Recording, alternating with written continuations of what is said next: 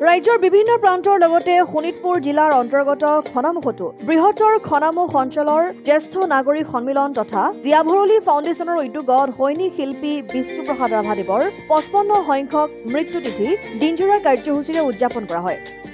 পুৱাৰ ভাগত ৰাভাদেৱৰ প্ৰতিচ্ছবিত শ্ৰদ্ধাঞ্জলি আৰু মাল্যাৰ্পণ কৰাৰ পাছত বন্তি প্ৰজ্বলন অনুষ্ঠান অনুষ্ঠিত হয়। বন্তি প্ৰজ্বলন কৰে অঞ্চলটোৰ বিশিষ্ট ব্যক্তি যতীন গগৈ, হৰেণ নাথ আৰু বিষ্ণু শাস্ত্ৰীয়ে।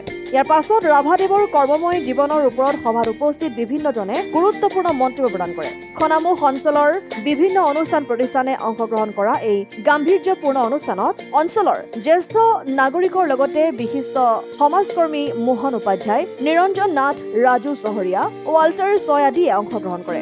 খনামুখত আমি জ্যেষ্ঠ নাগৰিক সন্মিলন খনামুখ আঞ্চলিক সমিতি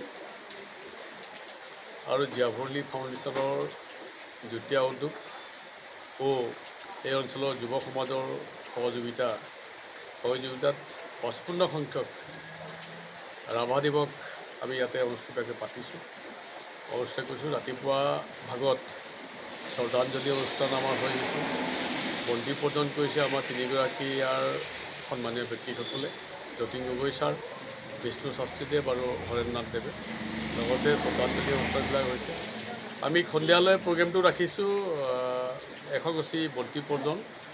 এনেকৈ অনুষ্ঠানটি আমি পাতিছোঁ যাতে আমাৰ পৰৱৰ্তী সমাজে যাতে সৈনিক শিল্পী বিষ্ণু ৰাভাদেৱৰ আদৰ্শ বা আমাৰ শোণিতপুৰৰ যি সন্মানীয় ব্যক্তিগণ আমাৰ ৰাভাদেৱে হওক বা জ্যোতিপ্ৰসাদ আগৰৱালাই হওক, ফণী শৰ্মাই হওক, তেনেধৰণৰ ব্যক্তি বা সুধাকণ্ঠ আমাৰ ভূপেন হাজৰিকাদেৱে হওক, এই ধৰণৰ ব্যক্তিৰ যিটো আদৰ্শ আমি যুৱ সমাজৰ মাজত বা আমাৰ পিছৰ প্ৰজন্মৰ মাজত সোমাই লৈ অন্ততঃ সমাজখন সকলো দিশৰ পৰা এটি সবল সমাজ গঢ়াৰ স্বাৰ্থতে হয়তো মাজে মাজে এনেধৰণৰ প্ৰগ্ৰেমবিলাক আমি কৰি আহিছোঁ। খনামুখত বিভিন্ন ক্ষেত্ৰখনত য়ংষ্টাৰ ক্লাবেও কৰিছে বা ইয়াৰ জ্যেষ্ঠ নাগৰিকসকলেও কৰিছে, ইয়াৰ প্ৰাক্তন ছাত্ৰসকলেও কৰিছে।